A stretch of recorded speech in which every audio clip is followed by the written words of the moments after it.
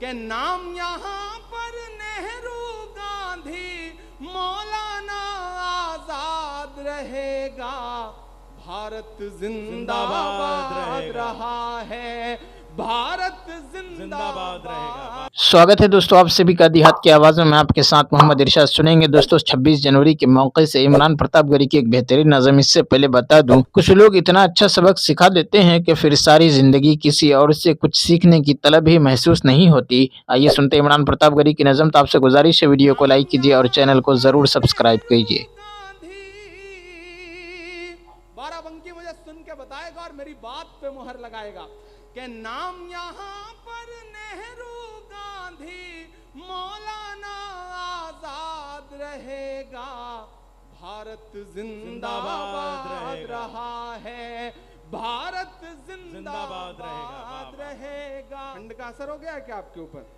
ادھر جو پیچھے تک ساتھی بیٹھے، یہ کیمرے آپ کے اس مشاعرے کو پوری دنیا تک پہنچا رہے ہیں، اور وہ تمام ایسے لوگ جو آپ کی طرف ایسی نظروں سے دیکھتے ہیں، یہ مصرے ان کا جواب ہے۔ عمران آپ کی آواز بن کر کے بولتا ہے، آپ میرے ساتھ شامل ہوں گے تو مجھے اچھا لگے گا۔ لبوں پر ہم سجا کر آیت قرآن نکلے ہیں، وطن پر مرنے مٹنے کا لیے ارمان نکلے ہیں، زمانہ گر تلا ہے جان لینے پر تو کیا ڈرنا، ہتھیلی پر سجا کر ہم بھی اپنی جان نکلے ہیں۔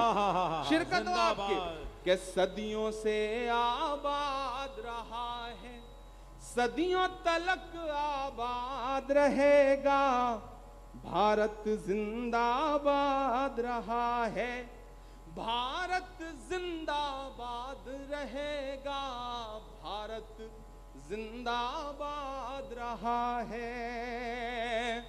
کہ نفرت کے اندھیارے میں ہم سب جگنو بن جائیں گے۔ کیا مصرع دیا اربند بھائی سنے گا کہ نفرت کے اندھیارے میں ہم سب جگنو بن جائیں گے، ہندو مسلم سکھ عیسائی ایک بازو بن جائیں گے، ہندو مسلم سکھ عیسائی ایک بازو بن جائیں گے، ملک کی مٹی جس دن پھر سے جان کی قربانی مانگے، بھگت سنگھ تم بن جانا اور ہم ٹیپو بن جائیں گے، بھگت سنگھ تم بن جانا اور ہم ٹیپو بن جائیں گے،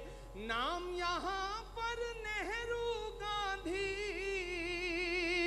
بارہ بنکی مجھے سن کے بتائے گا اور میری بات پہ مہر لگائے گا کہ نام یہاں پر نہرو گاندھی مولانا آزاد رہے گا، بھارت زندہ باد رہا ہے، بھارت زندہ باد رہے گا، بھارت زندہ باد رہا ہے، بھارت زندہ باد رہے گا، صدیوں سے آباد رہا ہے ان کو، اور میری دیواروں سے محبت بھی ہے ان کو۔ یاد ہے کیا یہ نظم آپ؟ ہاں تو میرے ساتھ گنگنائیے گا کہ میرے بنانے والے سے نفرت بھی ہے ان کو، اور میری دیواروں سے محبت بھی ہے ان کو، بھارت کی سپاہی ہے میری لال دیواریں، صدیوں کی گواہی ہے میری لال دیواریں، دیکھا گیا ایک خواب ہوں میں شاہ جہاں کا، تعمیر کامیاب ہوں میں۔ اب آئیے دوستوں ندائی ممبر و محراب کتاب سے سنتے ہیں کچھ بہترین باتیں۔ بنی اسرائیل سے وعدہ لیا گیا تھا اقیموا الصلاۃ وآتوا الزکاۃ، نماز اسلام میں، لیکن نماز کو جتنی اہمیت اسلام میں دی گئی ہے اتنی کسی دوسرے مذہب میں نہیں دی گئی ہے۔ توحید کے بعد سب سے پہلا حکم جو حضرت صلی اللہ علیہ وسلم کو دیا گیا وہ نماز کا حکم تھا۔ آپ پر نبوت کے بالکل ابتدائی زمانے میں سورہ مدثر نازل ہوئی جس میں شارطً نماز کا حکم دیا گیا تھا۔ ارشاد باری ہے یا ایھا المدثر قم فانذر وربک فکبر، اے لحاف میں لپٹے ہوئے اٹھ اور ہوشیار کر اور اپنے رب کی بڑائی بول۔ رب کی بڑائی بولنا ہی نماز کی بنیاد ہے۔ نماز کی ابتدا اللہ اکبر سے ہوتی ہے اور 4 رکعت والی نماز میں تقریباً 22 بار یہ کلمہ دہرایا جاتا ہے۔ نماز کی طرف بلانے کے لیے جب اذان کہی جاتی ہے تو اس میں بھی 6 بار یہ کلمہ دہرایا جاتا ہے، اور جب نماز کے لیے اقامت کہی جاتی ہے تو اس میں بھی 6 بار اللہ اکبر کہا جاتا ہے۔ نماز کا ہر رکن اس بات کا سبق ہے کہ اللہ تعالیٰ کے سوا کسی کے لیے بڑائی نہیں۔ اسلام نے سونے، چاندی اور اینٹ اور پتھر کے ان تمام بتوں کو عقیدہ توحید کی ٹھوکر سے گرا دیا جن کی پوجا کی جاتی تھی، اور صرف ایک اللہ کی نماز کو باقی رکھا تھا کہ جس کو جھکنا ہو وہ صرف اللہ کے سامنے جھکے، اور جسے مانگنا ہو وہ صرف اللہ سے مانگے، اور اللہ کے سوا کسی کے بھی سامنے سجدے کو حرام قرار دیا، خواہ وہ ولی، قطب، ابدال، صحابی اور نبی ہی کیوں نہ ہو۔ نماز اور قرآن، اور نماز کی اتنی تاکید کی گئی کہ صرف قرآن میں صراحتاً 109 مقامات میں نماز کا ذکر ہے، اور اشارتاً کنایتاً تو 700 کے قریب نماز کا ذکر ہے۔ سورۃ البقرہ کی آیت نمبر 45 میں فرمایا، نماز اللہ سے ڈرنے والوں کے علاوہ سب پر بھاری ہے۔ سورۃ العنکبوت کی آیت نمبر 45 میں فرمایا، بے شک نماز بے حیائیوں اور گناہ سے روک دیتی ہے۔ سورہ مائدہ کی آیت نمبر 25 میں فرمایا، بے شک تمہارے دوست تو صرف اللہ اور اس کے رسول اور وہ مسلمان ہیں جو نماز کو قائم رکھتے ہیں اور زکوٰۃ دیتے ہیں اور وہ رکوع کرتے ہیں۔ سورہ توبہ کی آیت نمبر 71 میں مومنوں کی صفت یہ بتائی کہ وہ نماز پڑھتے ہیں۔ سورہ مومنون کی آیت نمبر 9 میں نمازیوں کو بہشت کا وارث قرار دیا۔ سورہ توبہ کی آیت نمبر 18 میں نماز قائم کرنے والوں کو ہدایت یافتہ قرار دیا۔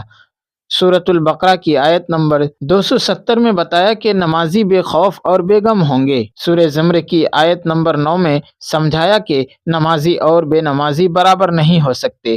سورہ مدثر کی آیت نمبر 42 میں خبر دی کہ بے نمازی دوزخ میں جلیں گے۔ یوں ہی پورے قرآن میں نماز کی اہمیت اور عظمت اور نماز چھوڑنے کا وبال اور عذاب مذکور ہے۔ اگر میں یہ دعویٰ کروں تو قطعاً بے جا نہ ہوگا کہ قرآن کریم میں کسی دوسری عبادت کے متعلق اتنے تفصیلی احکام نہیں ہیں جتنے تفصیلی احکام نماز اور نماز کے متعلقات کے ہیں۔ نماز کے لباس کی طہارت کا حکم قرآن میں ہے، وضو، غسل اور تیمم کا حکم قرآن میں ہے، مسجد میں نماز پڑھنے اور مسجدوں کو آباد کرنے کا حکم قرآن میں ہے، نشہ کی حالت میں نماز کے قریب نہ جانے کا حکم قرآن میں ہے، نماز جمعہ اور تہجد کا حکم قرآن میں ہے، سفر میں قصر کرنے اور خوف کی حالت میں سوار یا پیادہ نماز پڑھنے کا حکم قرآن میں ہے۔ دوستو، ویڈیو کے آخر میں آپ سے گزارش ہے، اگر ویڈیو پسند آئی ہو تو ویڈیو کو لائک کیجیے اور چینل کو ضرور سبسکرائب کیجیے۔